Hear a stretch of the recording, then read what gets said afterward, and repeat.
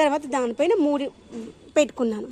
పెట్టేసుకొని ఇక్కడ ఏంటంటే మన కిచెన్లో వచ్చినటువంటి కిచెన్ వేస్ట్ అనేటువంటి దీంట్లో వేసేసుకోవాలి. వేసేసుకొని పైనుండి మట్టి వేసుకోవాలి. అలా ఒక్కొక్క లేయర్ వేసుకుంటూ ఉండాలి. ఇదంతా నేను నిన్న వేసింది ఉంటుంది కదా, దాన్ని ఒకసారి ఇలా క్లియర్ చేసుకొని మళ్ళీ వేసుకోవాలి. ఎందుకంటే మనకు అంతకుముందు వేసింది డికంపోజ్ అవుతూ ఉంటుంది కదా, అలా డికంపోజ్ అవ్వాలి అంటే ఈజీగా మన దానికి వస్తే కదిలిస్తూ ఉండాలి. వర్షాలు పడుతుంది కాబట్టి ఈగలు వస్తున్నాయి, కానీ క్లోజ్ చేసి పెడతాం కాబట్టి ఏమీ కాదు. ఏంటంటే మామిడి పండ్లు ఉన్నాయి కదా, మామిడి పండ్లకి ఏంటి స్వీట్నెస్ ఉంటుంది కదా, అందుకని అంటే మనము మళ్ళీ కొత్తది వేసే ముందు ఒకసారి ఇలా డిస్టర్బ్ చేసుకోలేదు. అంటే కార్డ్బోర్డ్ అనమాట. చూడండి లోపల ఎంత హీట్ జనరేట్ అవుతుందో, లోపలికి వెళ్ళి మస్తు వేడి వస్తుంది అనమాట.